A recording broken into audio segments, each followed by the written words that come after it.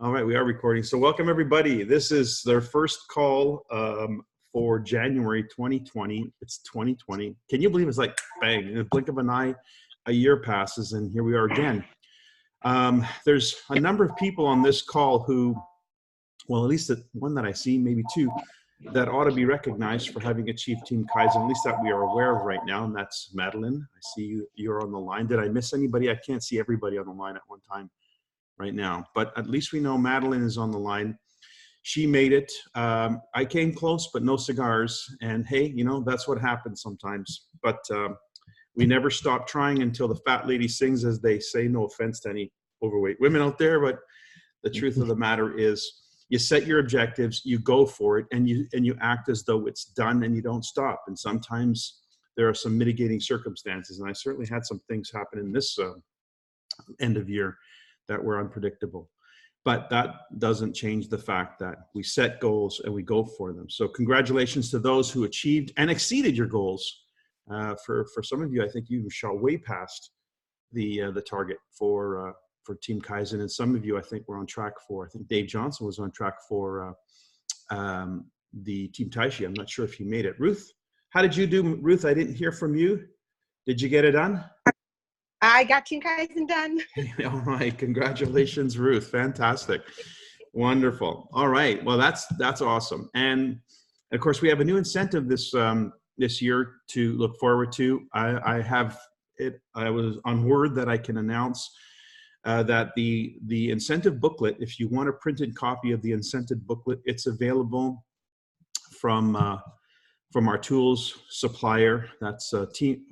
What do we call them? Life in Balance Tools, lifeinbalancetools.com. So I really encourage getting those booklets in print. I know we have electronic media and we can do that all day long, but for whatever reason, I think it's important that as you're interacting with people, one of the things that you present them with is a business plan.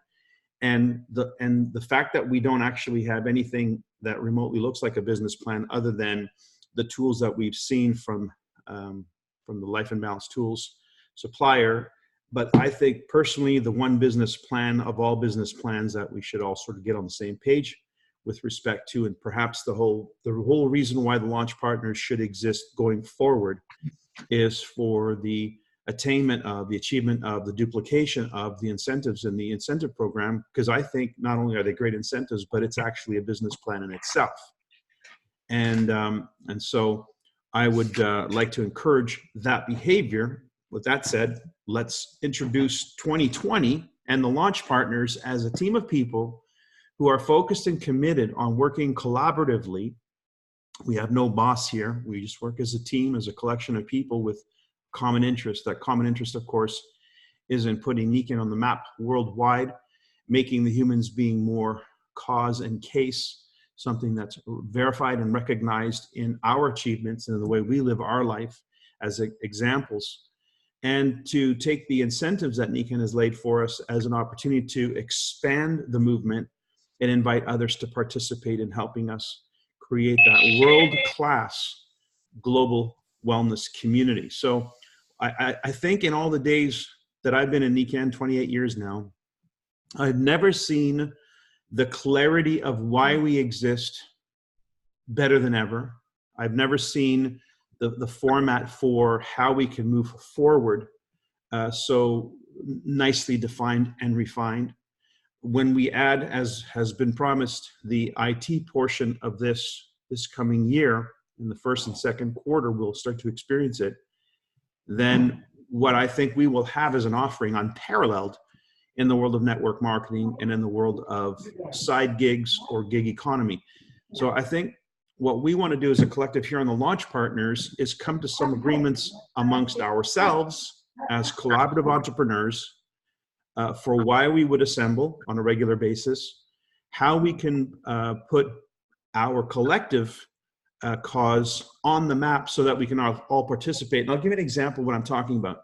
In Toronto, we had an event on the morning of Saturday morning, where it was a circle. You remember, people were introduced to the various elements of the Nikken experience, everything from the products to the opportunity. It was so well received, and it was such an excellent experience But the thing that I really liked was the idea of broadcasting it worldwide as an opportunity for people anywhere in the world of NICAN who wanted to invite a guest, sight unseen, to an event where they would meet people, they would be formally greeted, and they'd have an opportunity to go through the stations and really learn about NICAN in a concise way within about an hour, hour and a half's time, with full interaction and so forth. And I thought, wow, this is something we ought to replicate and duplicate all over the world wherever we're hosting a public event. So it's not just an event that we're doing for ourselves, for our business locally, but it's an event that's enabling people from around the world to think, who do I know in Chicago? Who do I know in San Diego? And to really start cross-pollinating our events so that our events become a global event, not just a local event. So it's not the few in between that are globalized, but every event is actually something that is registered. And so the Launch Partners has always been, for the last few years, a vehicle through which we can channel information. We can get information out to people in the various groups and cross lines across the globe.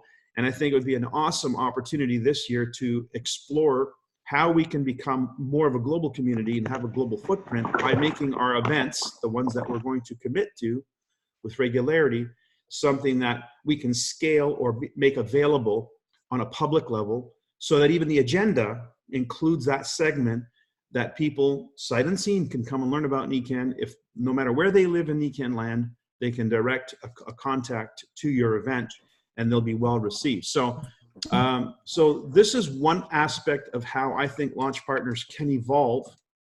This is an open dialogue. I'm going to turn the call over to Ben, and he's going to chime in and give you some insights from his perspective. But just a quick hindsight in review. Since 2020 is hindsight, we have 2019, I think, was a really great year for NICAN. I don't know how you fared individually, but I think it was a great year for us as a collective because it became much more clear, the message. And I think momentum is building around that. And we're experiencing that in the uptick in terms of the growth of our organizations, people joining our business. And of course, now what we want to do is build on that and create momentum. Momentum is critical in the lifestyle or the lifeline of our business, what we want to create in our business. So in order to make that happen, we need to revisit why Launch Partners was created, reestablish a protocol that makes it functional so that it's not just a WhatsApp chat. It was never intended to be a place for socializing on the internet, ever.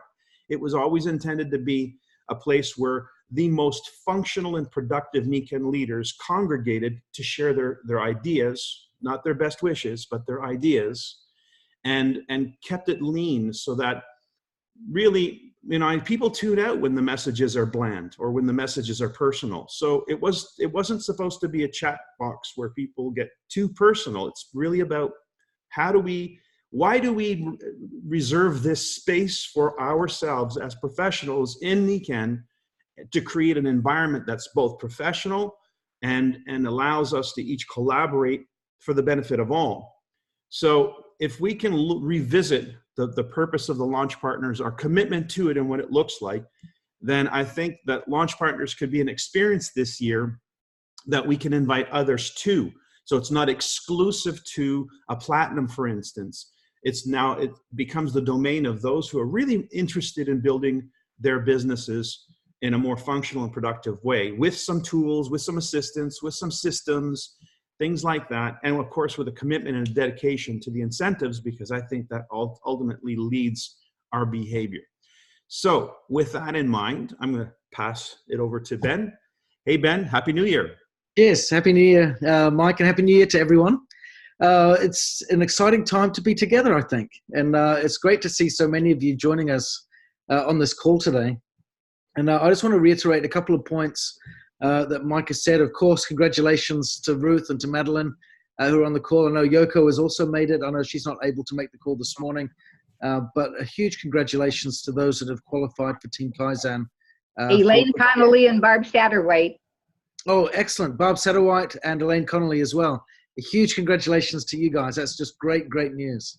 And it's great to see new people qualifying on this team, and also seeing those that participated in the Italy trip. seeing them having that opportunity to step up and get into Team Kaizen as well. I'm sure participating in Italy was a big contributing factor. So I want to touch on a couple of real simple points today, because when we look at the launch partners and the focus and objective behind this group and behind the activity that drives it, it's something really simple and yet something really profound. They often say that simplicity is at the far end of complexity. And it can feel sometimes, especially if you've been in Nikken for many years, that the longer time passes, the more time passes, the more complicated it might seem to be. And yet it is something that should be quite simple in nature. If we can sift through the complexity, we will actually find at the other end of that something that is beautifully simple and straightforward. And that is at the heart of what Launch Partners is all about. When we had the leadership seminar or event hosted in Irvine by Luis Kasuga in this past month, we established a rhythm for Nikken events for 2020. And it's a fantastic schedule that we've got. We've got Dave's event in Salt Lake in February, next month, not too far away now. We've got the event in April in New York City, of course, the 45th anniversary event. We've got Toronto in July. We've got San Antonio in October. And then you might need to jump in, Mike. Was it November or December we concluded on? I can't remember because we were debating if it was November or December. I think it's December. But at the end of the year, again, the a leaders event and what have you, to recap and to prepare for the coming year. What you've got is a nice, even flow of big events for us all to participate in, depending on whereabouts in the world or in the country or the region we can jump in and participate. We've got something to look forward to and to work towards. However, what is fundamental is that we're not just attending these big events by ourselves, but we recognize the value of them in going together as teams. Now, the critical thing then for most of us is developing the team, and critically developing a local one. And that's where the launch partner activity comes in, because we scale back and we get right back down to the fundamental daily activities, where we begin with having clear goals for each of us to host meetings in our local area. And now that can start off with a Zoom meeting where we're working one-on-one with someone, and it can build to an in-home, and from in-homes repeated on a regular basis. It can build, if it grows out, which would be wonderful, where our homes and our living room environment becomes too small. We can expand out into a small meeting room at a hotel or somewhere nearby that can facilitate a smaller meeting at a local level. That's really what the Launch Partners is all about, is to help us get focused on creating a consistent pattern of that local meeting activity. Now, scale it back from there. That local meeting activity to happen on a regular basis means we're doing two of the fundamental critical network marketing behaviors, which is consistently adding new people to our list, where we can reach out and communicate and build relationships and network. And then the second one is as we're building those relationships with step number one, is inviting people to attend meetings and to hear presentations. There is a bridge I've learned between step number one and step number two, where we're adding people to our list and where we're inviting them to come and participate in a meeting and to hear a presentation. And that bridge is relationship building. Not everyone that we put on our list is immediately ready to be invited to a presentation. And that's sometimes something that puts us off adding people to our lists, because we think they're not ready yet, so we hold back. We put the name on the list, and then we know as an indicator that it's there, that we start to build a relationship with them and to offer value, service, and contribution to that relationship, so that in time, when the time is right, we can extend the invitation. But if we're constantly and consistently adding names to that list, then we should have a regular flow of people that we can reach out to and invite to participate in our meetings. And of course, the power of referral marketing. One of the very first lessons that I got taught back in my 20s when I was in network marketing was it's not who you know, it's who they know that can make the difference. Yeah, and I think that's a wonderful thing to remember as we're building our local market activity, is it's not who we know, it's who they know. And that is increasingly more important in a mature market environment, because the warm market list that every new person comes in with expires pretty quickly, doesn't it? And the challenge for most, if we've been in it for many years, is, well, how do I keep adding new people to my list? And networking and referral marketing is a great way to go about doing that, where we can build connections with other people's connections. It's not who you know, it's who they know that can make the big difference. So my invitation is for each of us to recognize the value and the power and the authenticity of the strategy of a relaunch of our own businesses. Every market goes through that process where they'll want to launch or they'll want to relaunch and relaunch and relaunch. And I've heard it countless times with some of the best leaders in our industry, how they decided even at the highest ranks of the business that they were going to start all over again. There is a wonderful concept, I believe, that we all resonate with when it comes to a new year, and that is the concept of a new start. We love that. Now, the reality is many of us wait until the new year and go, okay, it's a new year, it's January, it's 2020, time to get going, we're really going to get this. But the reality is religions have introduced that on a weekly basis, haven't they? Yeah, that's essentially what a Sabbath day is all about. It's a restart again. But in reality, life has given us that on a daily basis with a new day. At the end of every night comes a new morning. At the end of every season comes a new season. You know, we just have this around us all the time in nature and in life, this constant pattern of giving us a new day, a new start, a new season, a new time, a new period, a new chapter. And each of us need to recognize and appreciate that if I need that new chapter or that new day in my business, that is not an indicator of failure. It's an acknowledgement of persistence in the pursuit of my dreams and my goals. And that is something that is noble and worth fighting for. Yeah. So if you do feel the need to have a new start, don't see that as a recognition of failure in the previous day, season, or chapter of your life in Nikan. See it as an acknowledgement of evaluation, of reflection, and of the necessity that is upon all of us in order to grow, to take that very step. All of us, every great business, every thriving multi-billion-dollar organization has gotten there because they've gone through a period or process of continual new starts.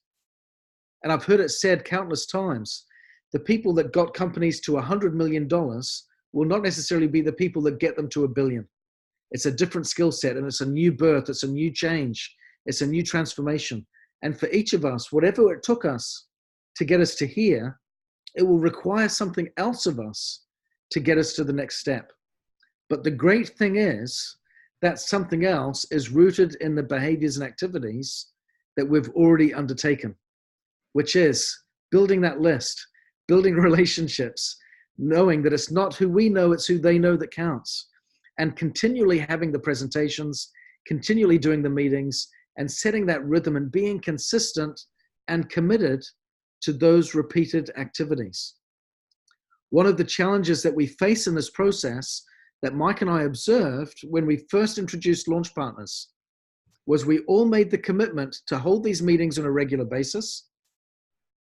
But if something falls through the cracks, and if we struggle and maybe 1 month we don't do it, and then maybe that falls and rolls into 2 months or maybe even 3 months, then all of a sudden we go, oh, I'm not succeeding. And what do? We stop.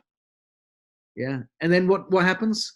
I'll kick around for a little bit and I'll be present, but I've already admitted to myself that I'm not doing this and I'm failing.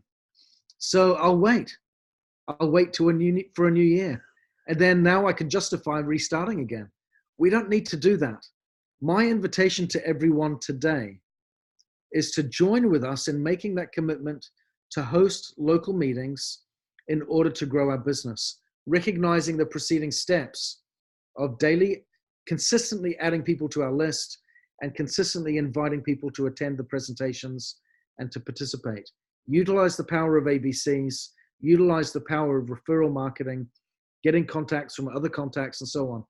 Do that consistently and recognize that if you have a bad month, you're human. We measure progress, not perfection. Okay, and I want to really stress that. We measure progress, not perfection. It is remarkable if anyone consistently does everything they set out to do from January 1st to December 31st. I don't know of too many people that succeed in doing that, regardless of the goals. So don't beat yourself up if you're human and you're just like everyone else. Our goal for 2020 should be to simply do better. If each of us did better than last year, even if it was just a little bit, that would set in motion significant shift. Can you imagine what would happen if everyone in NECAN that was an active business builder simply did a little better? What would be the collective outcome for all of NECAN if that happened? And what would be the impact on our faith and conviction if we saw that everyone was doing just a little better? What would that stimulate for us in our next efforts, in our next wave of commitment? We'd do even more better, wouldn't we? We'd do even more good. And it would just grow and grow and grow. The task for each of us is to simply set some goals to do a little better. And the starting point is to keep adding names to our list, start inviting people to these meetings, make a commitment to do your first. Make a commitment to simply do your first in-home meeting, your first local event for the year. Put that date in the diary and work towards that. If we can have that as a task, we'll move forwards in a fantastic way. And after we accomplish that goal, then set the next one to do another one, and then just move on from there. And if we stumble and we trip up and we struggle, that's okay. Reach out to someone that can give you a leg up, lift you up and encourage you, and then move forwards. Yeah, let's do that. Let's do that together. So I want to pass the time back over to Mike, but any of you, perhaps if you want to just jump in, unmute yourself, share your thoughts on participating this year in the Launch Partners activities, and maybe what it's meant to you, having done it before, to doing it this year, maybe what you're going to do differently, or what your approach might be this year in comparison to the past. Any thoughts from any of you on the call? Before I open the channel up there for that, I just want to jump in a couple of things that you mentioned that are reminders to me. Number one, I started too late. I started 2019 too late myself. I know that if I had started in January with as much zeal for the incentive program as I had in the last quarter, I would have had more than enough time and more than enough momentum to have fulfilled that. So my plan was a little bit backfired. But NECAN has also actually made an adjustment. They've set it up so that you can't earn more than half of the volume for those for the Team Kaizen or Team Taishi in one quarter. So they're saying, we don't want you to pile it all up into one quarter. We want you to do it in quarters, and they have a quarterly incentive as well. That is, I think, important to note. That's one of the shifts that they're telling us is don't wait till the last minute. Every quarter is like a new business model, like a new business objective. So build your business around those quarters and quarterly objectives. So I think that's one of the things that I've learned. Given that this month, January, happens to be the month that the biggest amount of advertising is done in classified ads for job seekers. People are actually actively looking for new opportunities in the month of January. That's traditionally been the case in the advertising world. Why? Because, of course, they've just gone through a year and not much has changed, and maybe they feel unfulfilled or they're reminded of that. And so they're poking around. They're looking for opportunities. So this is a great opportunity for you to launch your business. And for that matter, to rekindle those relationships with people you have contacted. Warm up your warm market. Why not contact everybody on your lists and just say, hey, it's a new year. Don't know how things are panning out for you from 2019. Hope was a great one. It was a great one for me. I'm really excited about 2020. We have so much going on. I don't know if the timing has changed for you, but I just wanted you to know that I'm here. I wanted you to know that the opportunity is here. And maybe you know somebody, you've come across somebody over the holidays that's been talking about needing to do something a little different. This gives you permission. It's almost like a door opening saying you now have a window in the next couple of weeks to revisit those relationships with this in mind, because you're not being pushy. You're just saying, hey, it's been another year. Things have passed.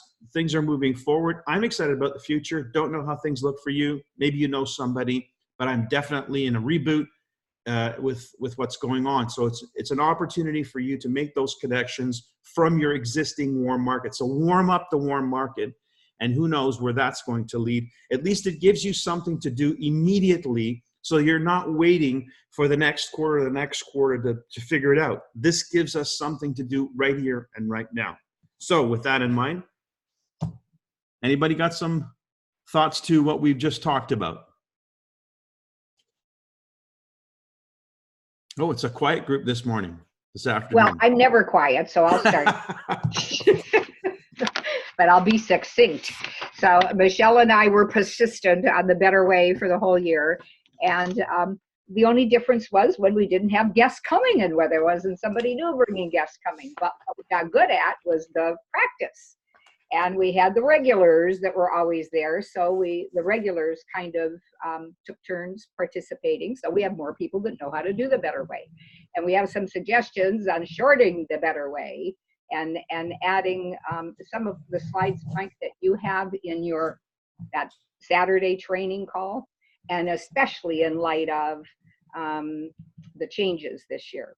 And so what I'm planning to do, so the first one scheduled ready for next Thursday, is the weekly in-homes that I'm going to do here will focus on products and customers and one-on-one appointments.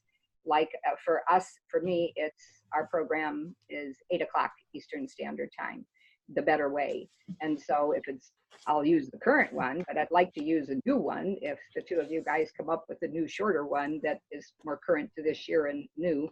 But my goal is to have those kinds of appointments, schedule them, and get more activity going in my little showcase center that I have set up here, like you did in Toronto, and then invite those that want to stay for the Better Way close, so that they'll be here live, and build that way with the weeklies. That's how I'd like to use that. If you're planning on keeping, and one of my questions was, is the Weekend Connect going to be like the Weekend Connect has been?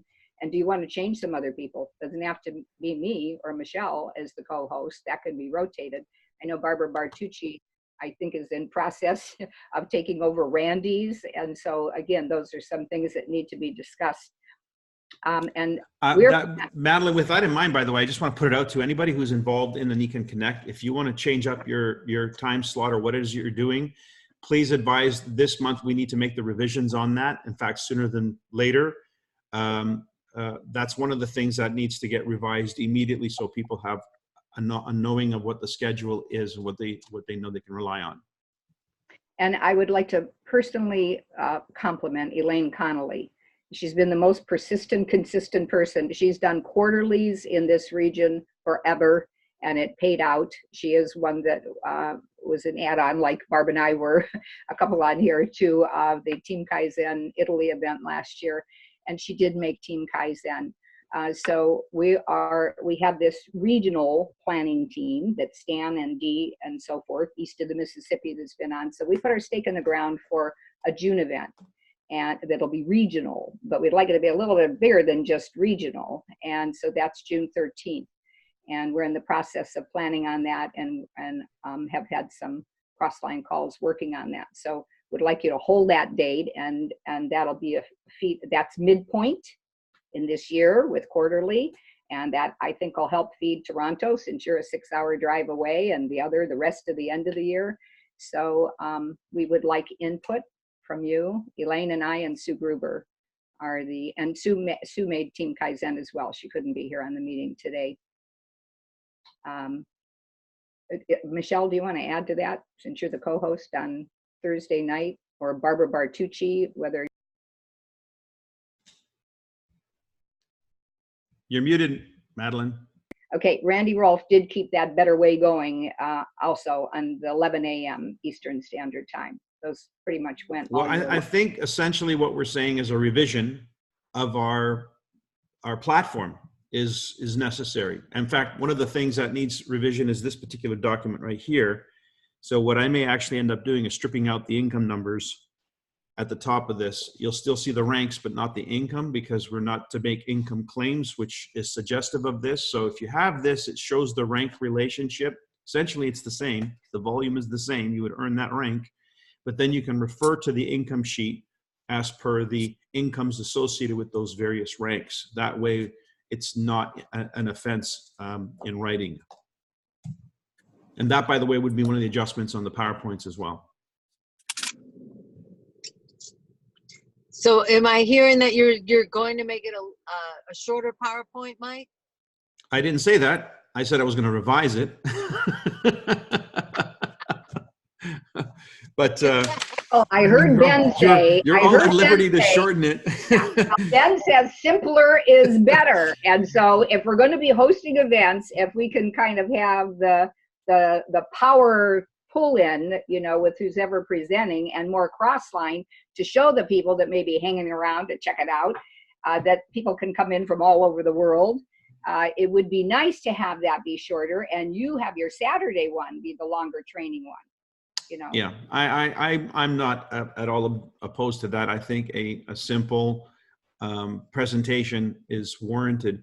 You know, one of the things that we have to be very good though at is presenting our products. Maybe even better at. So that's something to consider as well in this agenda is how are people going to learn about the various categories of products and so forth. I know Brody has been doing an exceptional job, almost single-handedly, on focusing on very specific product information. The challenge we have now is how to get that information scrubbed and certainly there's no expert here for that. So going on a go forward basis, we want to create content that really delivers the value of our products, and maybe in a category type way, so that, you know, it's not just everything all at one time. So you get a little bit of everything versus focusing, as he has, on one product or one category, making it a more rich experience complete with some testimonials. So if we shared the load on that, if you had a favorite product that you wanted to maybe feature, and then we created a spot in the calendar for features, then 2 or 3 features a week could give us an opportunity for people to become more aware. Even though they may be enrolled in NECAN, they still may not be very aware of the value of the products. That's what happens when you increase your product line to the degree that we have. We need to create some focal points for education. One of the focal points, I think, worldwide, that's self-evident, is the water product, for instance.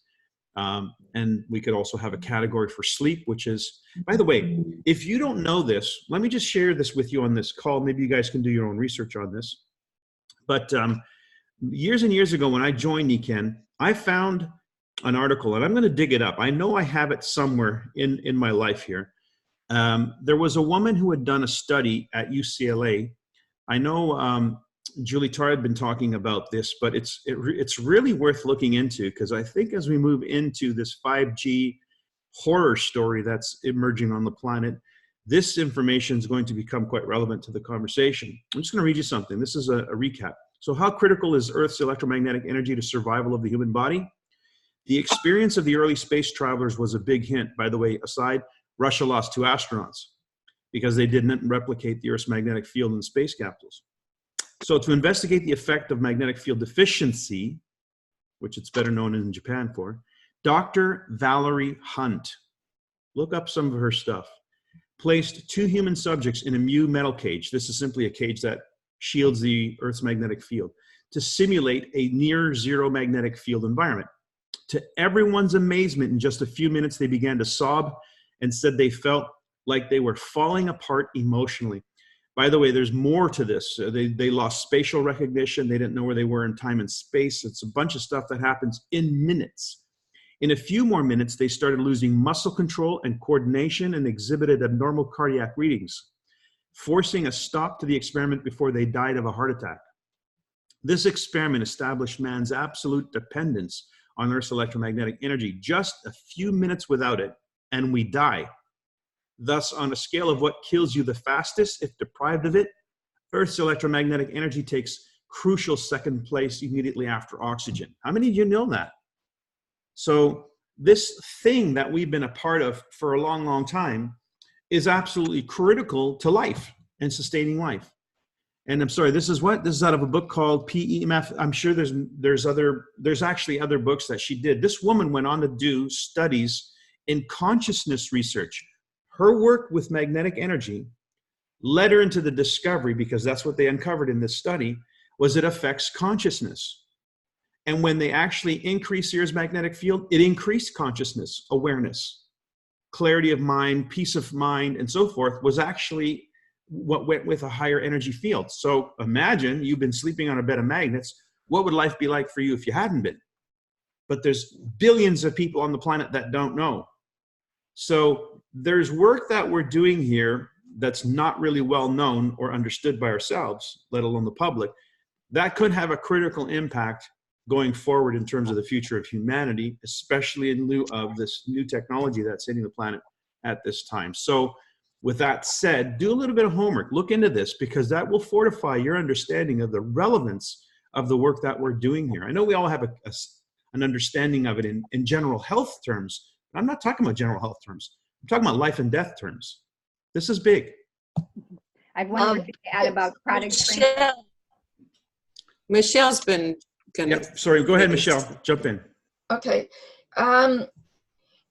This is wonderful, having this information. My question is, what can actually be verbalized? Well, that's the policies and procedures. So to have it, you can verbalize it by referencing the article that she published or the books that she's published. If you want to know more about the impact, the critical impact of this energy on the body, here's a resource. Because the more, it's a third party. Yeah, let me just jump in on that. One point, when it comes to making claims or what we say in regards to the regulatory environment, we are very open in discussing science. Where the regulators come in is when it gets applied to technology, right? So on that basis, when we talk about science, you've got an open book, okay? When it comes to technology, it's different. So what I would be inclined to do is to talk about the science and then allow people to draw their own conclusions as you link the technology within the framework of your discussion. Yeah. So you're saying, Ben, that we can link our technology to third-party science credibility, kind of. Well, he said imply it. So I wouldn't link it, but I would be, example would be, let's say you decided to do an evening and you invited everybody to an exploration of the science of the Earth's electromagnetic field effect on human beings. And you limited the conversation to that. And everybody goes home satisfied that they got something for the night. But there's a link. Who hosted this event? Sponsored by who? Who's behind this presentation tonight? It's implied, because that's who invited who. People who invited them to this presentation are people who obviously have an interest in this particular thing. So it was kind of like the event that we did on the Friday Night of the Humans Being More event in Toronto. We did a very different wellness preview. What we asked for were 5 speakers to present. Each one did a pillar, and the topic was trends impacting that pillar on people. So what we learned about was trends in the area of health, body, mind, family, society, and finances. Now, how we subsequently linked that information to NECAN was we then asked for 3 testimonials of people who have experienced a change in their life since they've been involved in pursuit of balance in those 5 pillars with the vehicle they call NECAN. So there's ways of doing it that is interesting, informative, but doesn't necessarily make a, quote, medical claim. It's just statements. So this presentation of the 5 pillars, then it went to 3 testimonials of people who have established a connection to the idea of balance in those 5 pillars, the vehicle through which they were able to, and by the way, it was minimized how Nikken was that vehicle. It was the fact that people could in fact have a positive experience with these trends. And then of course that was the end of the session. And then we asked people, if you wanted to come back and learn more about the technologies of Nikken and so forth, that's tomorrow. And so Saturday was about a Nikken meeting.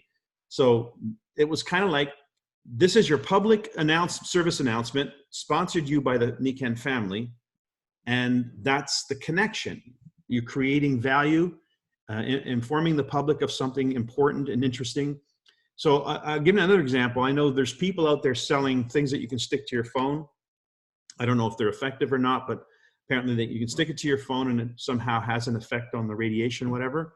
So what their presentation is all about, radiation. You know, they're talking about the impact and the this and the that and whatever. So they're informing the public about the downside of this technology, not necessarily about the technology that they have, but they can reference that there are technologies out there. So similarly, I think as we move into this era of Nikken as a source or solution to an inherent problem in the way we approach health worldwide, globally, then we need to become interesting and informative without making medical claims. And as Ben pointed out, you can talk about science all day long. Science is science. It's just when you say, this will do this, that's not okay. That's a medical claim. When you refer to a specific Nikken product and a specific diagnosis or treatment of the body, that's a link, that's a claim. So I can talk about the general science of magnetics. I can talk about hydration. You know, the doc who does a presentation on the water, he does a great presentation on the water, and it's all about, you know, if you have all these symptoms, what are these symptoms of? Dehydration. He's not saying drink this water and these symptoms will go away. That would be a claim. So it's just knowing how to package the information so that it's informative, insightful, interesting, and then people can draw their own conclusions. We should be drinking more water. Well, now that you came to that conclusion, I got a great source of great water. In reference to that, the only thing I wanted to add, Brody and myself and some people on here have started meeting about, he's helping Dave with the agenda for Salt Lake City.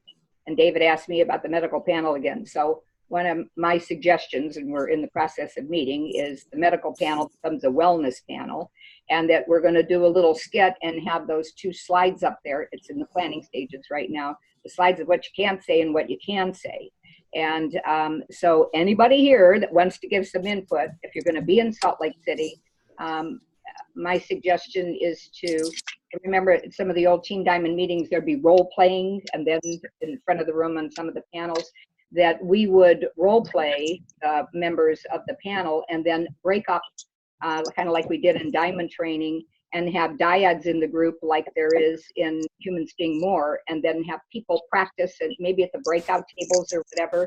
It's in the early stages because the holidays, Dave and Brody and the group that's been meeting. So any input from anybody here, anybody that's attending Salt Lake City and want to participate in that, we want to make it fun and creative. I just want to say that I think that it was brilliant what Ben said about the linking, or Mike, whoever said, just say what you want to say about the industry, or, you know, have you, and or the illness, and then later have them put it together about the technologies. Don't be saying things, Madeline, I wouldn't say anything that you won't want them to be saying. I would just guide them on that, not to link it to the technologies. But I want to underline, Mike, when we did start a long time ago, we talked about the headache industry being a $5 billion industry, yada, yada, you know, pills, all the different things that were out there. And maybe we just need to reiterate a little of that in our awareness. And then on a second note, because I know time's short and I'm new to this call here, Linda Morris does a brilliant 8:30 in the morning, Friday morning call. She records for 15 minutes the technology, just about a product, a thing. a nutrition line. So she's got a plethora of recordings where she's done literature on like the detox, all the things in the detox. Then we stop the recording and then we talk about, or we might do a little bit of usage with that, but not really. Just that's, educating people on how to share it. What are some of the benefits, for them. So there's some really great videos, and we could start doing that. I was going to put it to the field. I like the 11 o'clock on Thursday, keeping that, but also using it as a platform for people to train or, learn. But then I thought, we've got a lot of balanced life, videos, and maybe just keep one where it's guest oriented, and then the others, we touch on the slides, but then we just, nail it with, testimonies and such. I agree, Barbara. What we need is a simple, succinct video that somebody can send that will give them an introduction to the concept. And then they can plug into the pipeline of information depending on where their interest lies. And definitely send Linda back to me, because if she has stuff on content that we don't have, we can add it and certainly get that call on the red roster. There's something that Luis Kasuga's been doing that I think is really important that we should make note of. When he says that, you think this can help my back pain? His answer is no. Do you think this can help my arthritis? No. Do you think this can help my headaches? No. If you're asking me, what's the cause of that? Is it stress? Is there an imbalance? If that's what you're asking me, how to improve your health, I can certainly talk to you about that. So what he's doing is he's avoiding the claim altogether, but saying what has to be said, which addresses the claim, which is not, can this remove my headaches? Can this remove my this ache, that pain, that symptom, that whatever? What would you say is there's a cause for that, right? Yeah, there is. What would you say is the cause? Some type of an imbalance in the body. Would you say, yeah, well, if you're looking to improve the balance in your body, I can help with that.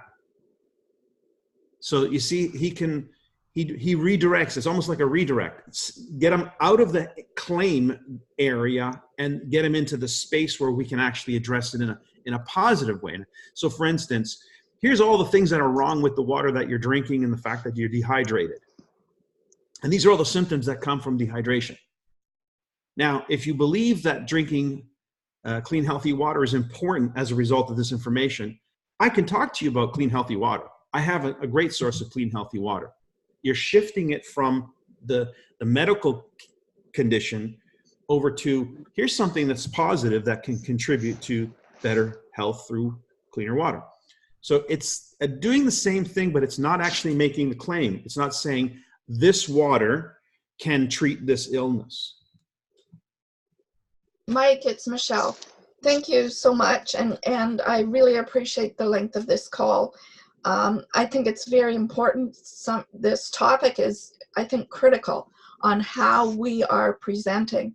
And I really believe that collectively, we need to practice this as a group, and so that we are portraying the exact same message and completely eliminate all of the claims, the medical claims. I think as a group that is something that needs to definitely be addressed. It's funny, we had this experience in Canada many years ago. In our first 3 weeks of operation in Canada, we were shut down by Health Canada for medical claims. Of course, none of us knew what the heck that was, but at the end of the day, it required us to become innovative. And we innovated by creating an idea called energy wellness, energy pads. And we started speaking the language of energy. And for whatever reason, it took off. In fact, they liked it so much that Niken decided to adopt it in the US. If you guys remember, we called them energy pads, and we talked about what is it, people have a shortage of energy. These have energy in them, and so forth. So we steered away from what got us into that small area that we're not supposed to step into, but there's such a big area that we could talk about that it opened it all up for us again and made it really simple and easy to understand. So I think it's just a matter of finding that place where we have strength and we can speak candidly, and staying away from that area that has been, domesticated by the medical profession. and not energy medicine, because they're using that now. So just feeling better, I Well, feel if good. you know, we got the 5 pillars of wellness now. We don't even have the 5 pillars of health. That's a new vernacular from me, Ken. It was in the CEO message as well. So I think it's just carving out a space for ourselves that no one can argue with. No one can say that a better night's sleep is a medical claim. And if this sleep system can give you a better night's sleep, does sleep affect health? That's the relationship. That's how you make the connection.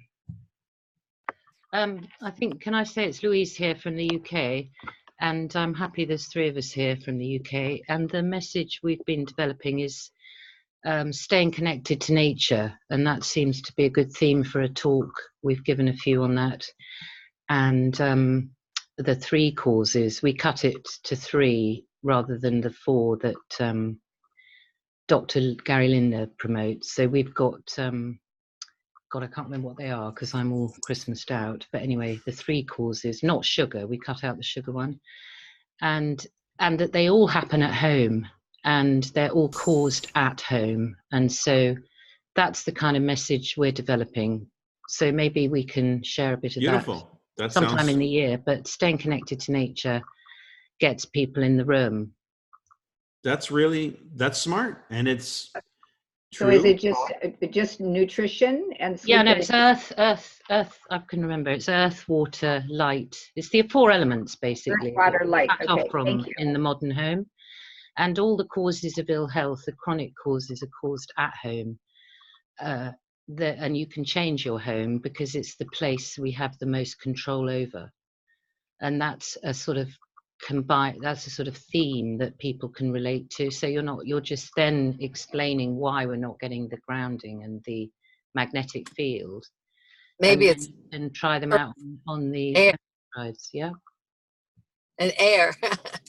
Do you have, Louise, you have a presentation? Have you, do you guys have? Yeah, we've got all sorts of things up our sleeve, actually. You'll be Okay, pleased to know. send me something so Ben and I can, peruse, and then we can maybe look at how we would modify our presentations to accommodate that. Because I like the idea. It's just nature. Yes. The thing is, of we did nature. have talks, but the bit we lacked was the conversion rate. So people went away really interested, but we haven't quite captured the capacity to get people to buy a sleep system yet. That's our missing piece of the puzzle. A good presentation on the sleep system, following your presentation of how you connect sleep to nature, would be probably the way to go there. Yeah. It's the greenhouse. It's the greenhouse with the sun on top of the earth underneath. I like these 3, and not to focus as much on the nutrition, because it sounded like in the Irvine meeting we're becoming a nutritional. We have a pretty strong auto ship base, but we don't have a strong sales base of our core earth sun energy products that we have, especially the sleep system.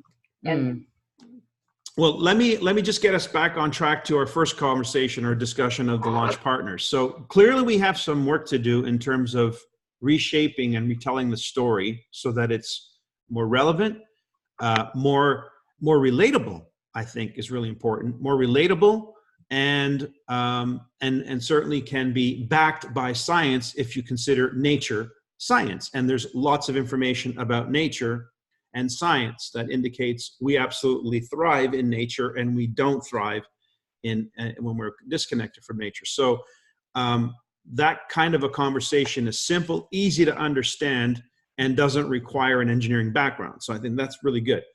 With respect to the launch partners being an organization, a collaboration of entrepreneurs, we are all independent business owners, each of us, regardless of rank. Each of us would love to have our vacation next year paid for by Niken. Would you agree? So I see no reason why we shouldn't be utilizing best practices and each other's energy. Essentially, we're leveraging each other's energy. Some of us have a good day, some of us have a bad day, but when we connect together, we're reminded of why we're connected as people, as humans, in a cause, and that can help us make that slight adjustment, because it's really up to us to stay positively motivated, positively oriented, and in connection to the vision of what it is that we want to experience, nobody can create our reality. Only we can create our reality, but we can help each other to stay focused on that. And I think that's where this organization really can be a win. As well, of course, if we're going to invite other people, that means reaching out into the world. Having your event in your location is just another opportunity for somebody to invite somebody. I think that's another part of this that is really important. And if you do it with regularity, that's called frequency. And that's definitely a demonstration to the universe. You have intention, and your intention is clear. That, when you do it with regularity, you do it with frequency. I don't know if you guys watched the Leo LeMay training video that I did with him, the interview of him. The first thing that came out of his mouth was the consistency with which he makes new contacts every single day. And this guy is just crushing it, with volume, highest PGV, highest sponsoring, and so forth. So there's something to be said for the most obvious thing, and that is constant contact. And so how can we create constant contact? We need to see that aspect of our business as absolutely the oxygen. It's like you cut the oxygen off, you're dead.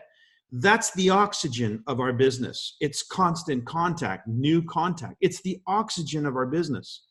So if you're not oxygenating your business, you have a hobby, let's face it.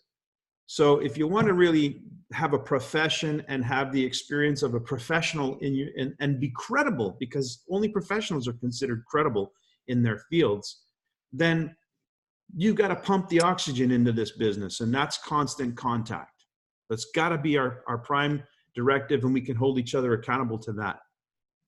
Anything else? Ben, do you want to? Barbara, you've been. Yeah, I'm just going to tell you, we got 5 minutes. 4 minutes. Okay. Yeah, I'm quiet, and I've been kind of in the background, just kind of strolling along and not kind of sure how this is all playing out. And through conversations with people who have been at the Leaders Summit, and I've had a shift, and it wasn't from any one thing, but I am newly engaged and excited, and I have ideas, and part of it is newfound skills, self-taught with technology. And I know that it's not about waiting for this, that, or the other thing to happen, but I am thrilled with what is newly coming out in terms of language, marketing materials, like you're talking about having events and even online and doing specifics. So now there's a bone health presentation, how brilliant is that? You don't have to recreate the wheel. And all the things that Ben talked about with personal behavior, and if you don't meet this, then you tend to feel that way. And, that's also real and so true. So I'm really happy and excited and recommitted. And it is consistency, and it is goals, and it is finding my way in that because of my creativeness that doesn't always want it to be that way, my gypsy soul, yet combining all of that to make it happen. So it's nice to be back with everybody, and I'm really thrilled that Brody is my active upline now, and how engaged he is, and the calls that he's doing, and his support. So that's it for now. Thank you. Wonderful. Thank you. It's wonderful to have you engaged and participating as you are, Barbara. Always great having you on the calls. And I just want to conclude from my end by saying I think the subject, as Michelle stated earlier, on the new language that we need to develop as to how we talk about the products, how we talk about the science, how we talk about the technologies, and how we do that in an effective and, as Mike said, informative and inspiring way that engages people is a really important part of our future. The great thing is we've got such a strong foundation to build upon. The great thing that we have when we look at moving forward, if we want to be really candid with ourselves, we all have everything we need to succeed. We've got incredible products and technology. We've got an incredible story. We've got a company that pays commissions on time every month with a 45-year track record of doing that. So with products, with a warehouse full of products, with a need that is out there and ever growing, with a greater sense of awareness in the public, that being disconnected from nature is not healthy, we have a story and a solution and an opportunity here like no other. And so all the other things that we would love to have that we go, if I just had this one tool, if it just did it that way, if we just had this or that, they're all nice to haves, not need to haves. The need to have stuff for us to grow, thrive, and prosper, we all have. We've got the product, we've got the story, we've got the technology, we've got the infrastructure here as a team, and we've got the commissions that are paid out every time the product's sold. That's everything we need to grow the business and do well. My invitation again, just to reiterate, is simply set a goal to do a little better. Let's keep it simple. One of the reasons that New Year's resolutions are not kept year after year after year, and why your social media platforms are probably flooded right now with experts and gurus telling you how to do it right this time with New Year's resolutions. One of the fundamental reasons that people always fail is they set too many goals, or they set goals that are too big and unachievable. The real simple solution, ironically, paradoxically, is to keep it small and to keep it simple, and then grow from there. If we can just do that, set our first local in-home meeting for 2020 and have that as our first primary objective, to fill our room, even if it's our living room. Let's start there. That's a great goal to have. And then set another goal after that. And measure progress, not perfection. I've always beaten myself up because I've always managed or measured perfection instead of progress. It's a killer. Don't do it, right? Measure progress, not perfection. You'll be so much happier and enjoy the journey so much more as a result. And you'll have longevity and staying power when you're measuring progress. So let's just measure progress and do it in meaningful, achievable bites. And we'll do that, and I think we'll have a great year ahead, an enjoyable one and a successful one. So with that, I'm done, and I think we've hit our 1 hour mark, which is 30 minutes beyond what we were supposed to. So. Well, it was the first call of the year, so I think it was appropriate that we just had a round robin here. Yeah. So thanks everybody for your contribution. Thanks, Ben, for your mentoring and work with us as partners, and all of you on the team here. Those of you who are watching the playback, if you want to engage in this dialogue, let's use that Launch Partners chat for the good of the group, and keep that in mind when you're on that chat, that there's 30 or 40 other people listening. So do they all have to be part of that conversation? If the answer is yes, we want to hear about it. So have a great day, have a great year, have a great month. Let's chat on that chat. So see everybody. Thanks.